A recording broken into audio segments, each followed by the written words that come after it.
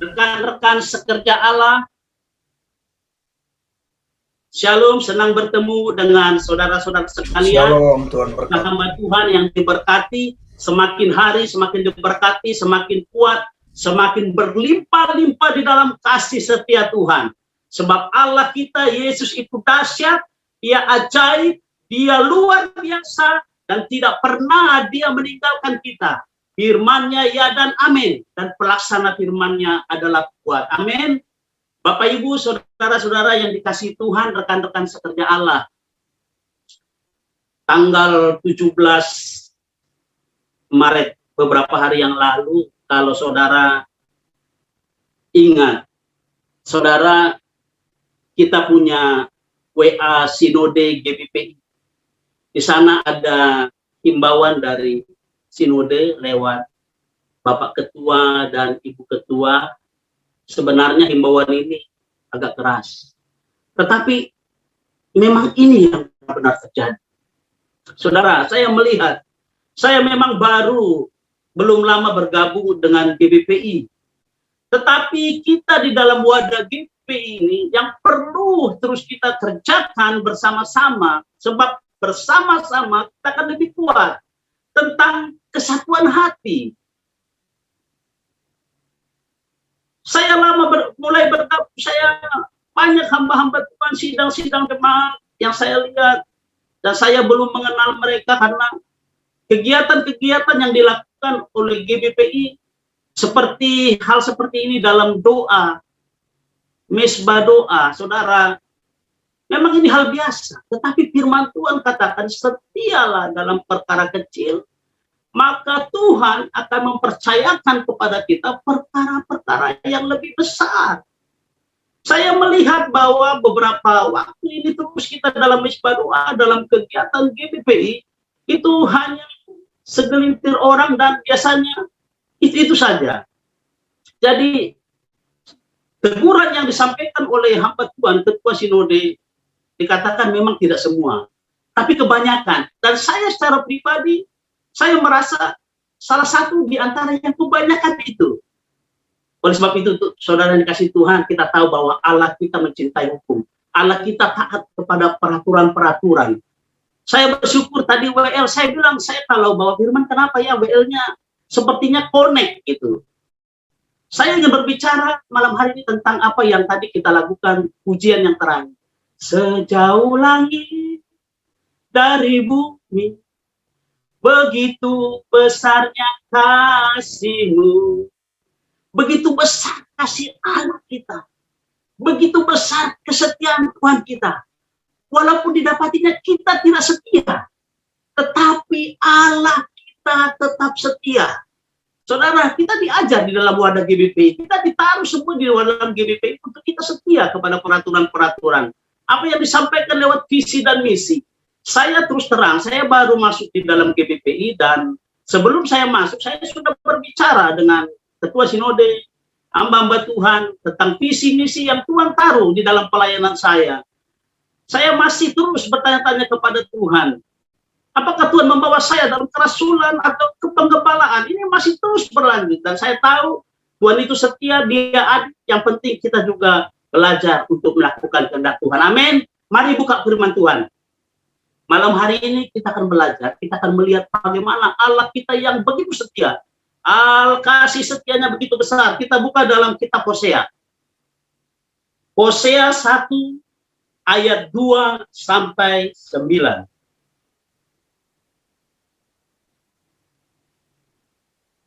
Hosea 1 ayat 2 sampai 9. Nanti kita akan baca bersaut-sautan, nanti mic-nya tolong dibuka. Untuk ayat yang genap, mulai dari ayat yang kedua, nanti para pria atau para imam. Ayat yang ganjil, para wanita atau para penolong. Dan ayat yang terakhir di ayat 9 kita sama-sama. Di sini Lai memberi judul keluarga Hosea sebagai gambaran Israel yang tidak setia. Ayat yang kedua, para pria 1, 2, 3.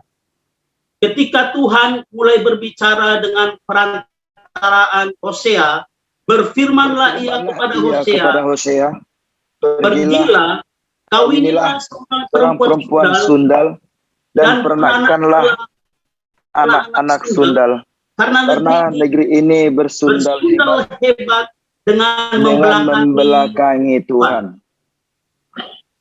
Para wanita, Maka pergilah ia dan mengawini Gomer binti Ibrahim, lalu mengandunglah perempuan itu dan melahirkan baginya seorang anak laki-laki. kemudian Berfirmanlah Tuhan kepada Hosea, berilah nama Israel kepada anak itu, sebab sedikit waktu lagi maka aku akan menghukum keluarga Yehu karena hutang darah Israel, dan aku dan akan akan mengakhiri pemerintahan kaum Israel. Maka pada waktu itu aku akan mematahkan busur panah Israel di lembah Israel. Lalu perempuan itu mengandung lagi dan melahirkan seorang anak Perempuan. Berfirmanlah Tuhan kepada Hosea, berilah nama kepada anak itu, sebab aku tidak akan menyayangi lagi kaum Israel, dan sama sekali tidak akan mengampuni mereka. Tetapi aku akan menyayangi kaum Yehuda dan menyelamatkan mereka demi Tuhan Allah mereka. Aku akan menyelamatkan mereka bukan dengan panah atau pedang, dengan alat perang atau dengan orang-orang berkuda.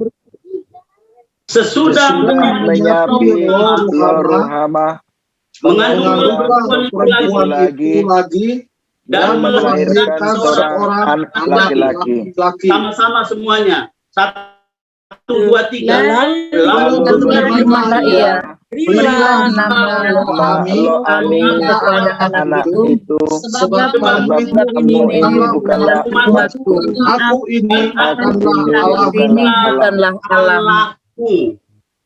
Amin. Saudara yang dikasih Tuhan. Mana ini?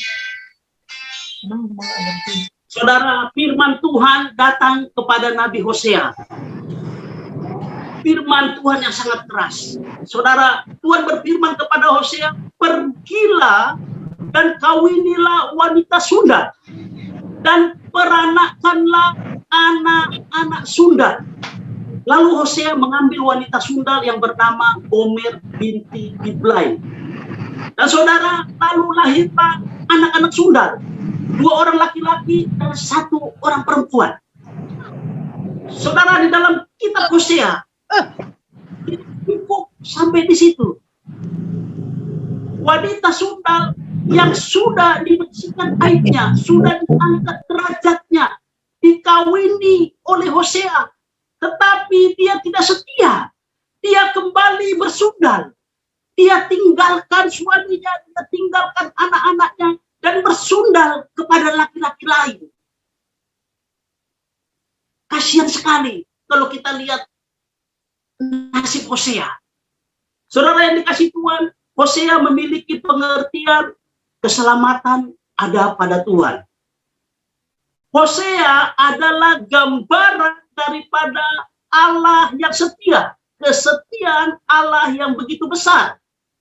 Sedangkan Gomer binti Diblaim atau wanita Sundal adalah gambaran orang Israel yang tidak setia. Saudara, kalau kita melihat, kasihan sekali Tuhan hanya mendapat sisa-sisa. Hosea mendapat sisa-sisa, mendapat yang bukan mendapat yang terbaik, tapi yang terburuk. Sudah disuruh mengawini wanita Sundal, sudah diangkat aibnya, lalu wanita ini kembali bersundal. Tetapi di ayat pasal yang ketiga, saudara dikasih Tuhan, firman Tuhan datang kembali kepada Hosea. Firman Tuhan berkata, Hosea, Pergilah, cintailah kembali wanita sundal itu. Ngeri kali saudara. Sudah ditinggalkan, tetapi firman Tuhan berkata kepada Hosea, pergilah dan cintailah kembali wanita sundal itu. Bapak, Ibu, Saudara, rekan-rekan sekerja Allah, kita ini adalah Israel rohani. Saya melihat di dalam pelayanan, saya tidak tahu di Pulau Jawa, saya mulai melayani di Papua. Saya melihat banyak hamba-hamba Tuhan, banyak anak-anak Tuhan, orang yang percaya. Mereka sama seperti gambaran daripada Hosea. Mereka terlalu berani. Dengan gampang mereka berkata kepada Tuhan, Kaulah segalanya di dalam hidupku. Mereka katakan, Tuhan, Kaulah segalanya di dalam hidupku. Genaplah firman Tuhan yang berkata, bangsa ini memuliakan aku dengan bibirnya, tetapi sesungguhnya hatinya jauh daripada Tuhan. Saudara, ini gambaran kebanyakan yang terjadi saat ini.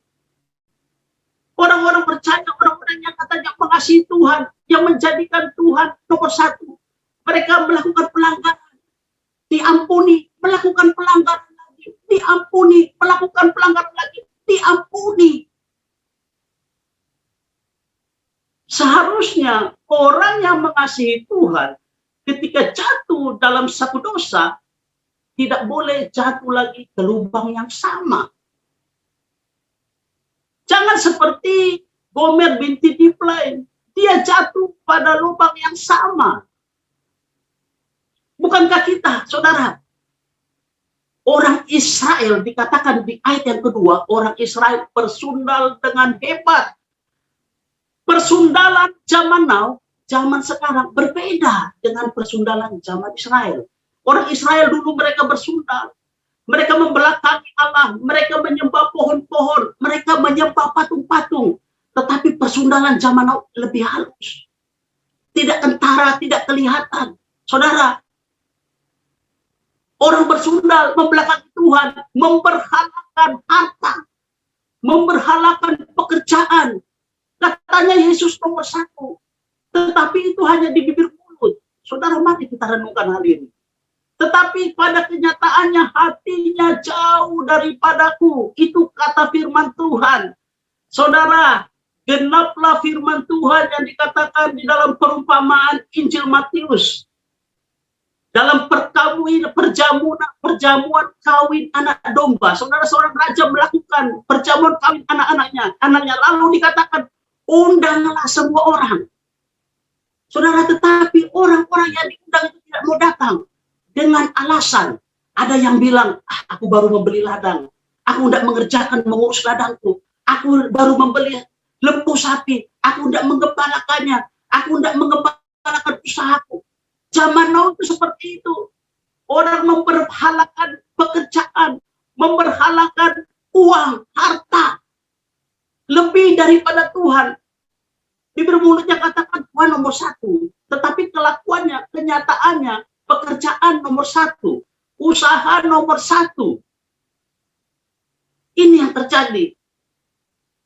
Saudara, lebih daripada itu, orang memberhalakan keluarga, memberhalakan anak, memberhalakan suami, memberhalakan istri. Percaya enggak, saudara? Firman Tuhan katakan, jikalau seseorang mengasihi anak istrinya lebih daripada Tuhan, orang itu tidak layak bagi Tuhan. Tetapi ini terjadi di dalam hidup kita, saya tidak tahu. Mari kita renungkan malam hari ini. Nomor berapa Yesus sebenarnya dalam hidup kita? Apakah Yesus lebih penting daripada pekerjaan kita? Lebih penting daripada keluarga kita? Lebih penting dari hal-hal yang lain? Begitu banyak pelanggaran kita. Begitu banyak persundalan kita. Yang pertama ini saya berbicara tentang persundalan. Nanti yang berikutnya tentang kasih setia Tuhan. Pengampunan Tuhan yang luar biasa. Saudara yang dikasih Tuhan, saya tidak tahu apa yang menjadi pelanggaran-pelanggaran saudara di di dalam kehidupan saudara yang dikasih Tuhan. Tetapi saya secara pribadi, saya memiliki satu persundalan di dalam kehidupan saya yang lampau. Saudara, saya lahir dari keluarga Kristen. Orang tua saya, bapak ibu saya Kristen. Saya dididik di sekolah minggu dengan baik. Dididik oleh orang tua yang baik. Orang tua saya terkenal sebagai tokoh masyarakat yang selalu dipanggil orang untuk menyelesaikan masalah. Hidup saya aman-aman ketika bersama dengan orang tua. Tetapi ketika saya kuliah, saya lepas daripada pandangan orang tua, lepas daripada pengawasan orang tua. Saudara, saya kuliah di Medan tahun pertama di Institut Teknologi Medan. Kebetulan teman kos saya satu kamar, satu kampung, anak orang kaya. Jadi saudara, kami jatuh di dalam narkoba. Pertama-tama keluarga saya tidak tahu, tidak pernah tahu hal ini. Pertama-tama teman saya, anak orang kaya ini mencoba narkoba, ganja, pil, ekstasi. Lalu dia coba-coba tawarkan kepada saya. Saya bilang tidak. Saya dididik dengan baik dengan orang tua saya. Tetapi iblis itu licik. Saudara, satu kali malam-malam ketika malam minggu saya ingat. Dia masak Indomie 8 bungkus. 8 bungkus. Cuma diseduh dengan air panas. Lalu itu banyaknya Indomie itu seperti satu baskom. Saudara, kami makan berdua. Itu sebentar saja lenyap. Enak sekali. Saya heran. Saya bilang, teman, kenapa ini enak sekali Indomie? Lalu dia bilang itu dimasak pakai ganja. Akhirnya saudara, saya ketagihan dan saya coba mengkonsumsi ganja. Lebih jauh lagi saya ikut menghisap. Lebih jauh lagi mereka menawarkan kepada hidup gemerlapnya malam, dugem, masuk diskotik. Kalau masuk diskotik, kalau nggak pakai obat-obatan, nggak keren, nggak enak. Bapak Ibu saudara yang dikasih Tuhan, lama-kelamaan karena saya mulai ketagihan. So, saya tidak punya uang, orang tua saya tidak punya uang. Akhirnya saya dipanggil sama bos, saya ditawari untuk kerja. Mereka bilang bawa ganja dari Aceh ke Medan. Wah, ini sudah lebih parah lagi. Akhirnya saudara dikasih Tuhan, dengan kebaikan Tuhan, Tuhan melepaskan saya. Waktu itu saya diberikan hikmat, waktu liburan kuliah, kebetulan saudara saya perempuan, ibu gembala, dan saudara saya yang di Tasik, mereka manggil saya, mari itu datang ke sini liburan. Saya berangkat ke Jawa Barat, supaya maksudnya lepas dari keterikatan itu. Saudara, ketika liburan habis, orang tua bertanya sama saya, liburan sudah habis, kembali kuliah. Saya bilang, saya tidak mau kuliah. Silakan, urus saja pindah. Akhirnya saya pindah kuliah di Bandung, di Tasikmalaya, Universitas Siliwangi. Saudara, saya dengar bahwa teman saya itu akhirnya kecanduan, terikat parah, sampai orang tuanya dipukuli segala macam. Saya lepas. Tapi saudara lihat, iblis itu dia licik, tidak cukup sampai di situ. Saya lepas dari satu perangkap, saya masuk kepada perangkap yang lain. Di Bandung saya masuk kepada kejahatan yang lain. Saya terperangkap dengan perjudian, dengan pencurian, dengan perempuan. Tetapi sungguh luar biasa saudara dikasih Tuhan. Benarlah firman Tuhan yang berkata bahwa Yesus datang bukan mencari orang benar, tetapi dia datang mencari orang berdosa. Saya salah satunya orang yang paling berdosa. Saya bersyukur saudara dikasih Tuhan. Saudara, Bapak Gembala, Ketua Sinode, kalau saya ingat dulu selama saya kuliah, mungkin sudah berbusa mulutnya untuk suruh saya bertobat. Tetapi saya tidak mau bertobat. Itu Ibu Gembala berbusa setiap ketemu, bertobat. Tapi saya tidak mau bertobat. Tetapi waktu tua sungguh luar biasa, memang waktunya untuk di Papua. Ketika saya bermain dengan santet, bermain dengan perdukunan, di situ saya bertobat. Karena hampir sudah kehilangan orang tua, hampir kehilangan anak. Demikianlah Tuhan menyelamatkan hidup saya. Saya tidak tahu saudara yang dikasih Tuhan. Apa yang menjadi persundalan pelanggaran-pelanggaran hidup saudara, dan kebaikan-kebaikan yang kita rasakan, bagaimana Tuhan membawa kita kepada kasih, kepada keselamatan, pengampunan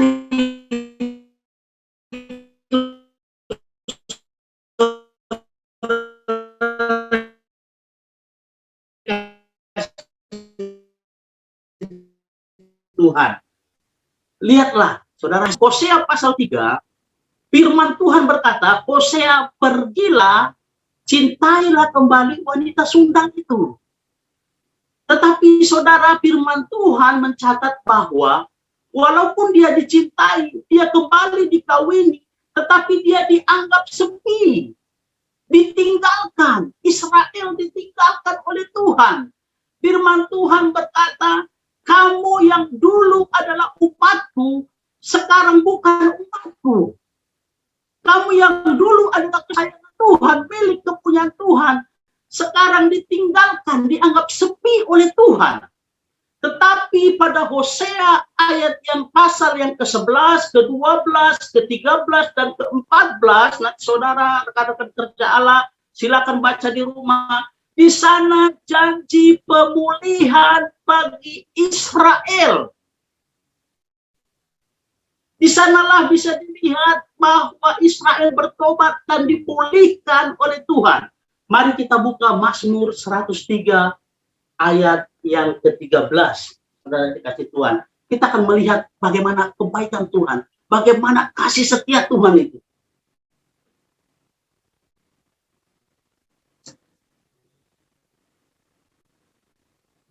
Ayat 13, Mazmur 103 ayat 13 dikatakan begini, seperti bapa sayang anaknya, demikianlah kau mengasihiku.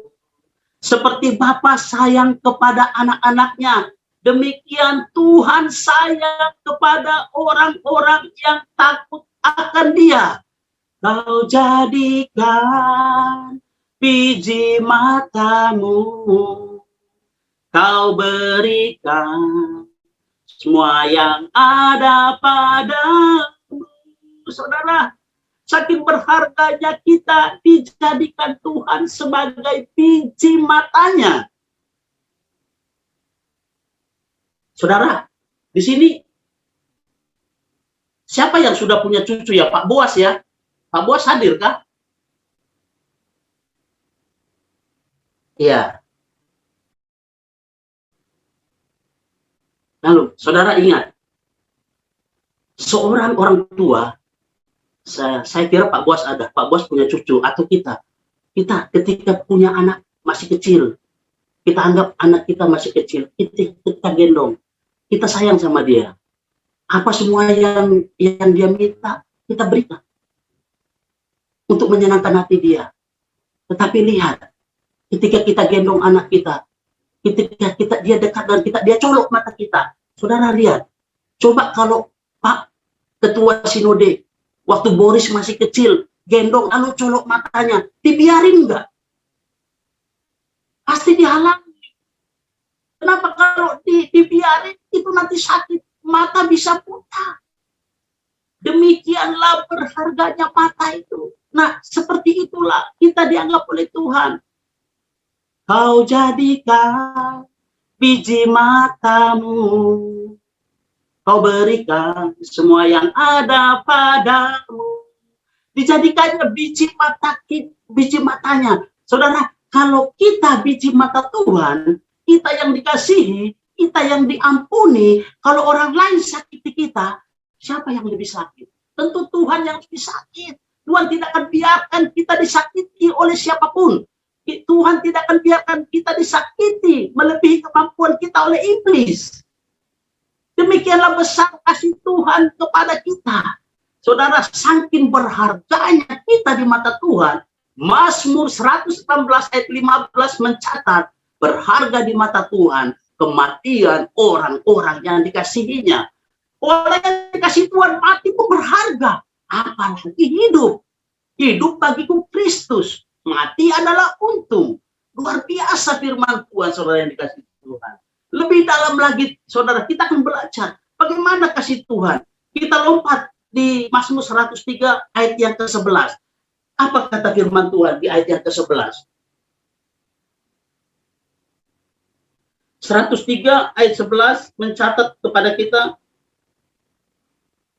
sejauh langit dari bumi, begitu besarnya kasih-Mu, tetapi setinggi langit di atas bumi, demikianlah besarnya kasih setianya atas orang-orang yang takut akan Dia. Sampai hari ini, saudara, tidak ada satu orang pun yang mengetahui betapa luasnya langit, betapa tingginya langit, dari bumi sampai ke langit tidak terukur.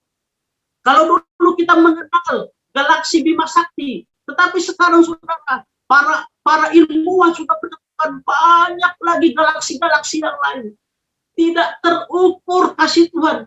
Firman Tuhan mencatat, sejauh langit dari bumi, begitu besarnya kasih-Mu, penuhi hati kami yang rindu menyembah-Mu. Jadi kalau kita percaya bahwa kasih Tuhan itu tidak terbatas dalam hidup kita, saudara yang kasih Tuhan, mari kita berlomba-lomba dalam pertandingan iman. Mari kita berlari mengejar panggilan surgawi. Saudara, lebih dalam lagi, saudara, di ayat yang ke-12, ini janji firman Tuhan kepada kita. Mazmur 103 ayat 12, lihatlah betapa besarnya kasih setia Tuhan itu.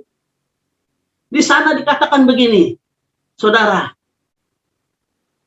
sejauh timur dari barat, Engkau membuang dosaku, tiada Kau perhitungkan pelanggaranku. Sejauh timur dari barat, demikianlah dijauhkannya daripada kita pelanggaran kita. Saudara, belum ada orang yang bisa juga mengukur berapa luasnya dari timur sampai kepada barat. Demikianlah kasih Tuhan kepada kita. Saudara, saya sering dengar khotbah hamba-hamba Tuhan bilang begini, orang kalau baru berumah tangga, masih bulan madu, itu panas-panas, itu honey, itu mesra-mesra. Saudara, bicara 5 menit, enak sekali, tambah mesra. Tambah lama, tambah 1 jam, tambah mesra. 2 jam, tambah mesra. Tetapi orang berumah tangga, suami istri, kalau sudah menjalani 5 tahun ke atas, bicara 1 menit, sudah menuju 5 menit mulai panas. Bukannya mesra, tambah panas, yang ada berantem. Itu orang yang berumah tangga. Tetapi saudara, saya pun mengalami hal demikian. Tetapi Tuhan mengajar saya. Tuhan luar biasa. Dia banyak sekali mengajari saya. Saudara, saya punya tip. Saudara, kalau kita mau suami istri walaupun sudah 25 tahun berumah tangga, tetapi bicara 5 menit, 10 menit, 1 jam, 2 jam, tetap adem, tetap enak. Tipnya adalah bicarakanlah firman Tuhan sama-sama. Bicarakan khotbah-khotbah hamba-hamba Tuhan. Bicarakan kesaksian-kesaksian yang saling yang bisa menguatkan kita. Maka kita tidak akan mendapatkan pertentangan ataupun percekcokan. Saudara, saya biasa sharing-sharing dengan istri saya. Saya sering bicara tentang pergumulan kami. Saudara, saya mau mengingatkan hamba Tuhan, rekan-rekan setia Allah. Kita harus mau bersaksi tentang kebesaran Tuhan dan kemuliaan Tuhan. Jangan kalau kita sudah pulih, sudah hebat, sudah diberkati, sudah pokoknya wah, baru kita bersaksi. Kita. Jangan kalah sama seorang wanita pembantu. Jangan pernah kalah sama pembantu Naaman. Saudara tahu, dia seorang tawanan. Perempuan di Israel, dia tawan pembantu Naaman, tapi dia bersaksi. Dia katakan hanya di Israel ada Allah. Datang, pergi kepada hamba Tuhan yang di Israel, maka engkau akan disembuhkan. Dan itu terjadi. Dia seorang tawanan. Pembantu loh, kita hamba Tuhan nggak berani bersaksi. Nanti tunggu dulu saya, tunggu dulu hebat, baru saya bersaksi. Kita. Kenapa? Di dalam kesusahan kita ada Tuhan. Disitulah kita mengenal Tuhan. Orang yang kalau sudah senang-senang tidak dalam mengenal Tuhan, tetapi dalam kesusahan itu di situ ada Tuhan. Saudara, kadang saya, kadang istri saya yang bilang begini, sudah lama sekali, tetapi kita belum pulih-pulih. Saya dengan keluarga, kami memiliki pergumulan tentang ekonomi dan sakit penyakit.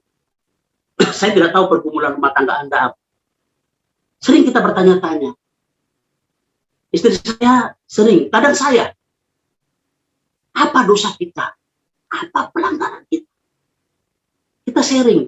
Jangan-jangan kita berbuat sesuatu yang menyakitkan hati Tuhan. Coba kita berdoa. Supaya kita bertobat. Tuhan kasih tahu kau, Tuhan tunjukkan apa pelanggaran kami, supaya kami berubah, supaya kami bertobat. Saudara, lihat kasih setia Tuhan yang sungguh luar biasa. Sejauh timur dari barat, dijauhkannya pelanggaran kita. Kita ya hamba-hamba Tuhan, kita yang di dalam proses, saudara, saya mau kasih tahu, yang kita alami itu cuma ujian, tidak ada yang salah. Tuhan mengajar saya tentang hal ini. Kami tidak pernah lagi berbicara tentang hal itu. Tuhan mengajar kami tentang hal ini. Tidak ada yang salah. Ketika engkau belum dijawab doamu, jangan kecewa. Tidak ada yang salah. Ketika mungkin suamimu dilarikan orang lain, perempuan lain. Ketika istrimu mungkin lari dengan laki-laki lain. Ketika anakmu mungkin terkena narkoba, terjerat narkoba, di penjara. Ketika usahamu bangkrut, mungkin kau punya hutang di mana-mana. Saudara, kalau hal itu terjadi, percayalah itu yang terbaik saat itu yang harus kita alami. Kita harus melewati proses ujian itu. Bukan ujian gampang-gampang. Kenapa? Karena kita akan naik level. Tuhan ingin membawa kita naik, mengatasi badai, naik level. Saudara, tidak perlu takut, tidak ada yang salah, tidak ada yang terkutuk. Hamba-hamba Tuhan yang sudah lahir baru, Tuhan katakan pelanggaran kita dijauhkannya sejauh timur dari barat. Tidak ada lagi diingat-ingat Tuhan dosa-dosa kita. Lah, kenapa kita mau ingat-ingat pelanggaran kita? Saudara, semua baik adanya. Kalau belum terjadi, ya doa jangan terjadi. Tetapi ketika terjadi, mengalami kecelakaan sekalipun, Tuhan tidak terpermalukan seperti kesaksian saya yang beberapa minggu yang lalu. Kenapa? Karena itu yang terbaik. Untuk apa? Untuk memuliakan nama Tuhan. Jadi kita belajar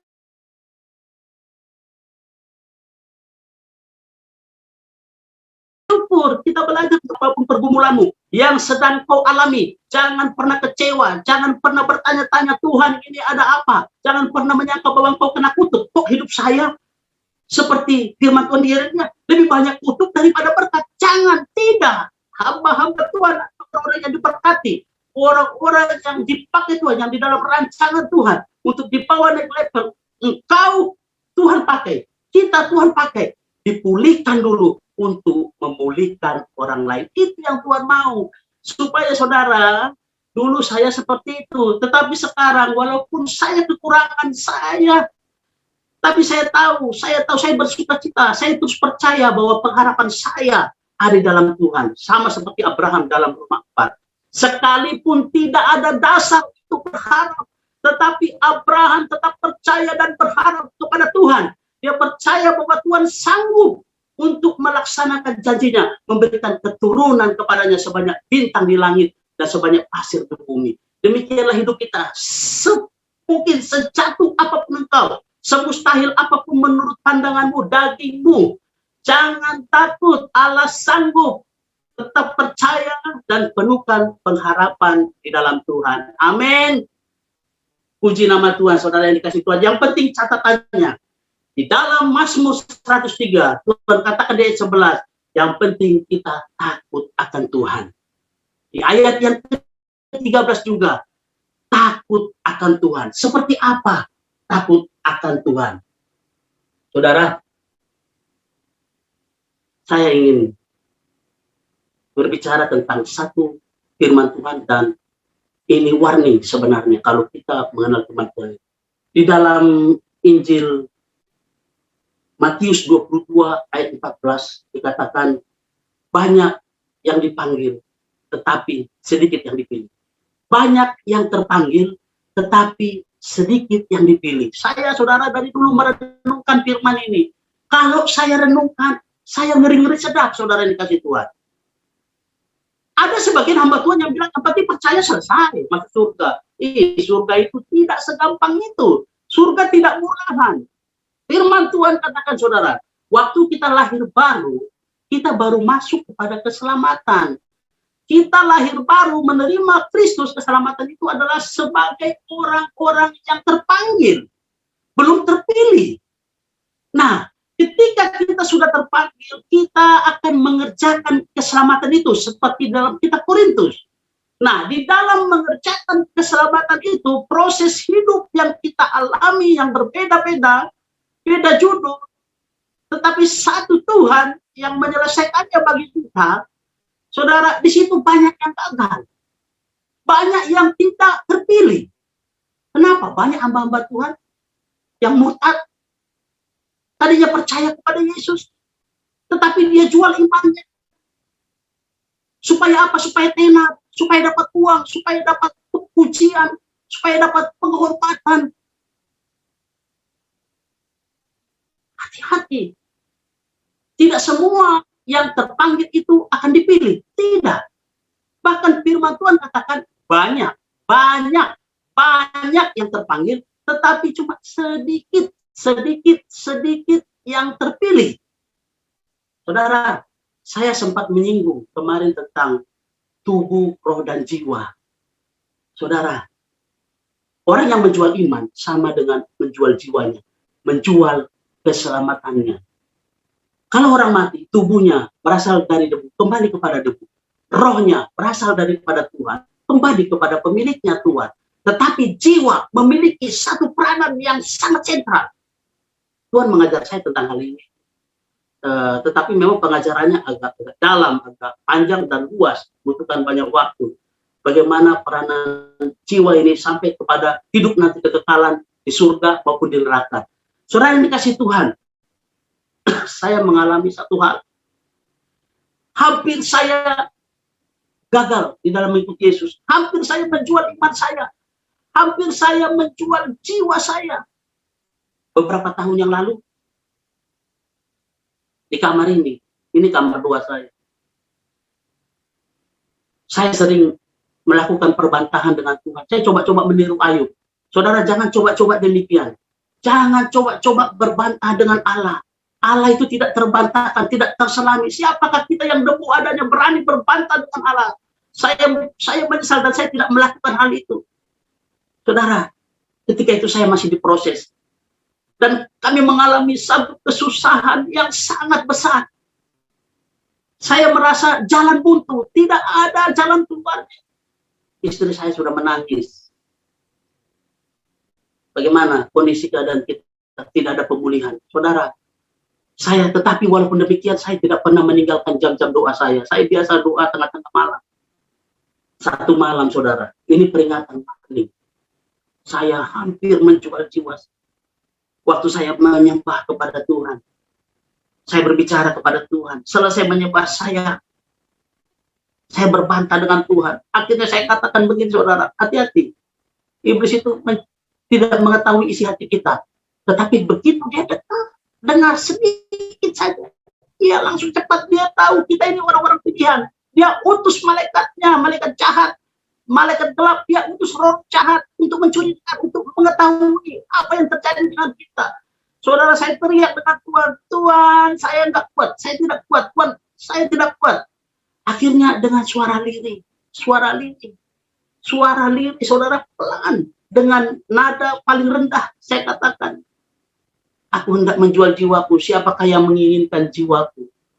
Saudara, secepat kilat iblis datang. Malam hari itu, saya ingin kembali mengingatkan sebelum saya cerita. Ketika kita banyak bergaul dengan Tuhan, berhubungan itu dengan Tuhan, kita mengerti bagaimana orang berbicara dengan roh jahat, orang berbicara dengan Tuhan. Saudara, Lucifer datang. Malam itu dia datang. Saya sudah dalam posisi menyembah Tuhan, dalam posisi sujud. Saudara, ingat, roh yang ada pada kita jauh lebih besar daripada semua roh yang ada di muka bumi dimanapun. Tetapi ketika kita keluar daripada kandang Tuhan, keluar dari perlindungan Tuhan, kita tidak bisa apa-apa. Di luar Tuhan kita tidak bisa apa-apa. Saya keluar dari perlindungan Tuhan cuma dengan kata-kata lirih yang kecil. Cuma saya katakan, siapakah yang hendak membeli jiwaku? Aku hendak menjual jiwaku. Iblis datang. Dia datang, dia berbicara, dia katakan, akulah Lucifer. Sembahlah aku. Saudara, waktu saya menyembah, waktu saya pada posisi menyembah, kekuatan saya hilang. Saya seperti dikuasai oleh suatu kekuatan yang jahat. Saudara, saya tidak bisa bergerak. Di depan saya itu ada Alkitab, ada buku, dan ada pulpen. Lalu Lucifer, iblis, dia bilang begini, kalau kau tidak percaya ini mantra, katakan mantra ini, maka yang ada di depanmu akan berubah jadi emas. Saya tahu iblis mencuri, membunuh, dan membinasakan. Dia bapak segala dusta. Tetapi daging saya memberontak kepada jiwa, kepada roh. Dia bilang, coba baca. Penasaran. Saudara, saya sudah membaca itu mantra. Mantranya singkat saja. Saya mau baca, tapi dalam hati saya, jiwa saya berontak. Jiwa saya tetap berseru pada Tuhan, tolong Tuhan, aku tidak menginginkan iblis ini, aku tidak menginginkan iblis ini. Dia tawarkan kekayaan, dia tahu bahwa saya ada pergumulan, saya adalah ekonomi. Dia tawarkan sama seperti Yesus. Saudara, ketika di padang gurun, dia tahu Yesus lapar, ditawarkan makan, ubahkan batu ini menjadi makanan roti. Karena dia tahu Yesus lapar. Saya 3 kali juga dicobain. Saudara, setelah saya lawan, tapi saya belum bisa bergerak, saudara, kasih Tuhan. Iblis katakan kepada saya begini, dia tahu hati laki-laki. Dia bilang, kalau engkau menyembah aku, semua wanita yang kau sukai, tidak ada yang akan tidak tunduk kepadamu. Semua wanita yang kau ingini akan tunduk kepadamu. Dia tahu hati laki-laki condong kepada perzinahan. Banyak hamba-hamba Tuhan jatuh dalam dosa perzinahan, jatuh dalam dosa keuangan. Saudara, iblis tahu trik titik kelemahannya. Dia tawarkan itu sama saya. Dia bilang, kalau kau menyembah saya, tidak ada satu wanita pun yang kau ingini yang tidak tunduk kepadamu. Saya coba, jiwa saya berontak, saya coba berontak, saudara. Akhirnya yang ketiga dia katakan begini, sembahlah aku. Engkau keluar dari kamar ini, engkau akan menjadi orang yang dihormati. Keadaan engkau akan jadi orang kaya. Semua orang akan memuji engkau. Tetapi saudara yang dikasih Tuhan, saya tahu rancangan Tuhan itu dahsyat dan luar biasa dalam hidup kita semua. Dan firman Tuhan tidak pernah gagal. Tuhan menolong saya dalam keadaan yang terjepit, saudara. Karena Tuhan tahu di relung hati saya yang paling dalam, saya merindukan Tuhan. Saya berseru, Tuhan, tolong saya, ampuni saya. Ketika saya berkata, ampuni saya Tuhan, langsung Tuhan berkata kepada saya, anakku, aku mengasihi engkau. Ketika Tuhan datang, mengatakan demikian, iblis tidak akan, biarlah hati saudara. Jadi penting sekali bagi kita dalam kesusahan seperti apapun, saudara, jangan pernah menjual jiwa kita. Jangan pernah menjual iman kita. Ada kesaksian seorang hamba Tuhan. Saya pernah dengar hamba Tuhan besar, Iin Cipto, dengan ayahnya itu Pak Cipto itu. Waktu itu saudara, dia tidak sengaja. Iblis ini licik. Kadang kita nggak mau menjual, tapi dia ambil. Waktu itu kesaksiannya Iin Cipto, dia ibu ini punya teman waktu SMA. Dan dia teman itu pengen meramal, pergi ke peramal. Lalu dia bilang, temani saya dong. Saya ini anak hamba Tuhan, cuma nemeni aja. Akhirnya karena kompak banget, deket banget, dia temani. Akhirnya habis diramal, saudara, peramal ini meramal pakai ikan hias, pakai ikan koi. Ada ikan yang paling cantik, paling bagus dipisahin. Ternyata setelah diramal, peramal ini bilang begini, ikan yang paling cantik ini kayaknya berjodoh dengan engkau, mari saya ramal. Dia tidak mau, ini jodoh, ini bagus, cuma ramal saja, pegang tangan. Akhirnya saudara, dia diramal, di situ ini kesaksiannya. Waktu dia selesai diramal, sampai di rumah dia sakit, dia pingsan, dia tidak sadarkan diri, koma. Dan hamba Tuhan, orang tuanya Pak Ishak Cipto, kalau tidak salah. Itu bergumul 3 hari 3 malam tidak tidur, berlutut seperti Daud, tengkurap di atas lantai selama 3 hari 3 malam, tidak makan tidak minum, untuk memohonkan pengampunan kepada Incipto putrinya. Saudara dikasih Tuhan, kalau sudah sempat menjual jiwa, susah sekali menariknya, susah sekali menyelamatkannya. Jangan sampai. Pokoknya saya katakan malam hari ini, tidak ada kata kecewa kepada Tuhan, tidak ada kata terkutuk. Sejauh langit dari bumi besar kasih setia Tuhan, sejauh timur dari barat sudah dijauhkannya pelanggaran kita. Kita ini adalah orang-orang terpilih, orang-orang yang sedang dibentuk oleh Tuhan, orang-orang yang dipersiapkan Tuhan untuk menuai pada akhir zaman. Jangan pernah takut, jangan pernah goyah, sebab Allah yang hebat, Allah yang dahsyat, Tuhan Yesus itu yang menyertai kita, saudara yang dikasih Tuhan. Luar biasa, saudara yang dikasih Tuhan, kalau kita mengikuti Tuhan. Tetapi saya tahu kita sedang belajar. Saya belajar, banyak belajar. Saya mengenal bagaimana Tuhan mengajar saya. Semakin kita banyak belajar, saudara yang dikasih Tuhan, semakin kita banyak mengenal Tuhan, Dia sendiri akan mengajar kita.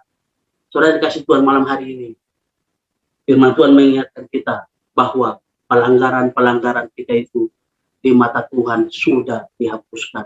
Walaupun persundalan orang Israel begitu hebat, yang tadinya umat kesayangan dibuang, tidak menjadi umat kesayangan, tetapi dikembalikan menjadi umat kesayangan. Sebagai penutup, di dalam kitab Roma 11, saudara yang dikasih Tuhan, ini penting bagi kita sebagai untuk jaga-jaga. Saudara, saya kadang takut juga membaca firman Tuhan ini.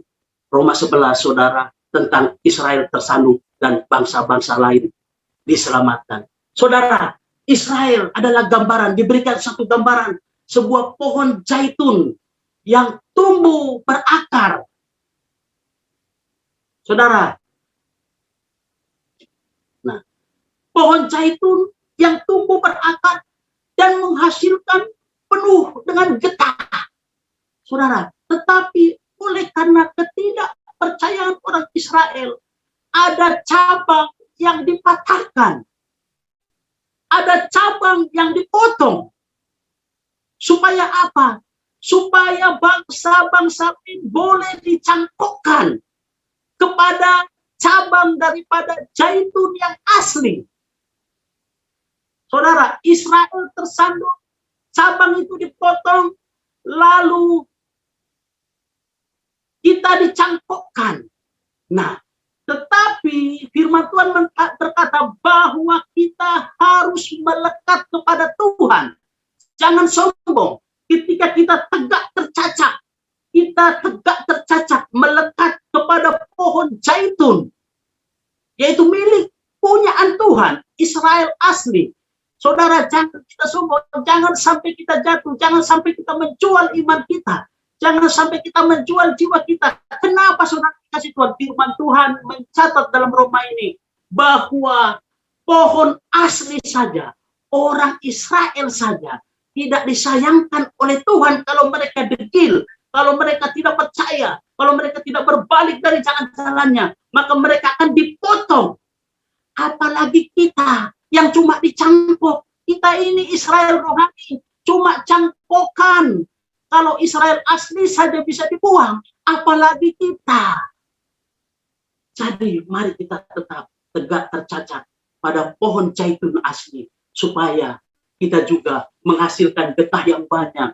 Saudara dikasih Tuhan, getah ini sangat mahal. Inilah penghasilan orang Israel dari pohon zaitun yang menghasilkan getah sangat banyak, saudara. Dan getah ini mahal, saudara dikasih Tuhan. Semakin banyak getahnya, semakin berminyak, saudara dikasih Tuhan. Inilah yang Tuhan kehendaki dalam hidup kita, supaya kita tetap percaya kepada Tuhan. Jangan ragu. Tidak ada kata ragu bahwa Allah mengasihi kita.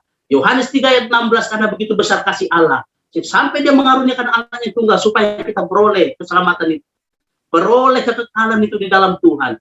Dan kita percaya bahwa Mazmur 103 mencatat bagi kita, setinggi langit dari bumi, demikian besar kasih setia Tuhan. Dan sejauh dari barat sampai kepada timur, dijauhkannya pelanggaran kita, sebab Tuhan mau membawa kita kepada rancangannya, kita damai sejahtera dan hari depan yang penuh harapan, masuk kepada langit yang baru, bumi yang baru, Yerusalem yang baru, menikmati janji-janji Tuhan. Di sana tidak ada tangis, tidak ada ratapan, karena Tuhan tidak pernah meninggalkan kita. Dia bersama-sama dengan kita. Kita akan melihat bertemu muka dengan kita.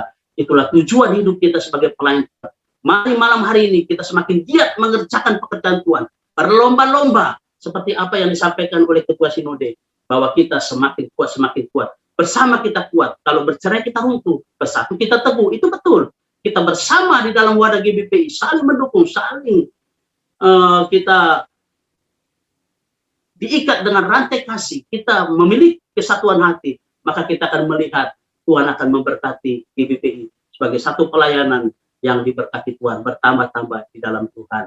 Puji nama Tuhan, ini firman yang bisa saya sampaikan malam hari ini. Kita bersyukur untuk materaikan firman Tuhan. Saya minta Ibu Ketua Sinode, Ibu Gembala, memateraikan firman Tuhan pada malam hari ini. Tuhan Yesus memberkati kita semua. Shalom.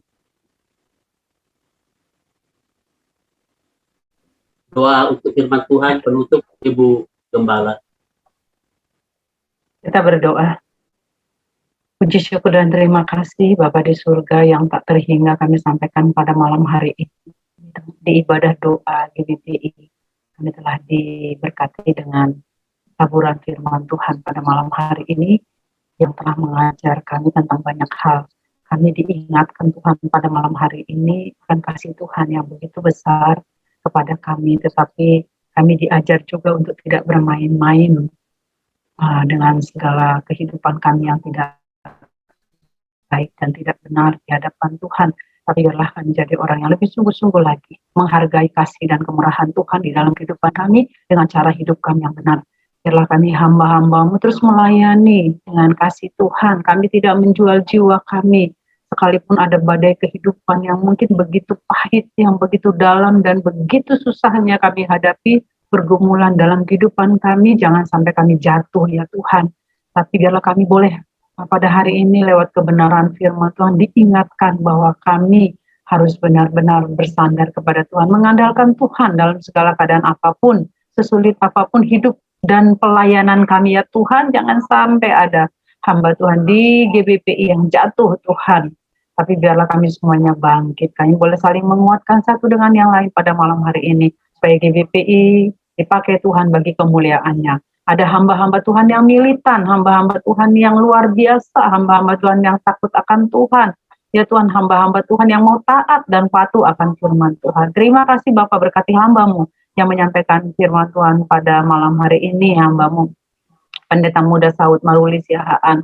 Untuk kesaksian-kesaksian hidupnya ya Tuhan, biarlah hamba-Mu terus melangkah maju, tidak menoleh ke belakang Tuhan, tapi terus melangkah maju di hadapan Tuhan, menjadi hamba Tuhan yang militan, yang benar-benar Tuhan melayani dan mengasihi Tuhan dalam hidupnya. Berkati keluarganya, pergumulan hidupnya, khususnya dalam ekonomi, Kau tolong Tuhan, biarlah semua pergumulan ini boleh dilewati, dan kami percaya Tuhan kami adalah Tuhan yang maha kaya, Tuhan yang maha baik. Biarlah Engkau limpah-limpahkan berkat-Mu, sehingga apa yang menjadi pergumulan hidup mereka ditolong oleh Tuhan, sehingga mereka boleh melihat, menyaksikan, dan merasakan, dan memahami betapa baiknya Tuhan, lebih dalam dari lautan, lebih luas dari samudra, bahkan lebih lebar dari apapun juga Tuhan, dapat dipahami dan dimengerti betapa baiknya Tuhan itu. Terima kasih untuk berkat-Mu pada malam hari ini bagi kami, berkati yang menyampaikan firman Tuhan, berkati kami yang telah ditaburi dengan firman Tuhan. Dalam nama Tuhan Yesus kami berdoa dan mengucap syukur. Haleluya. Amin.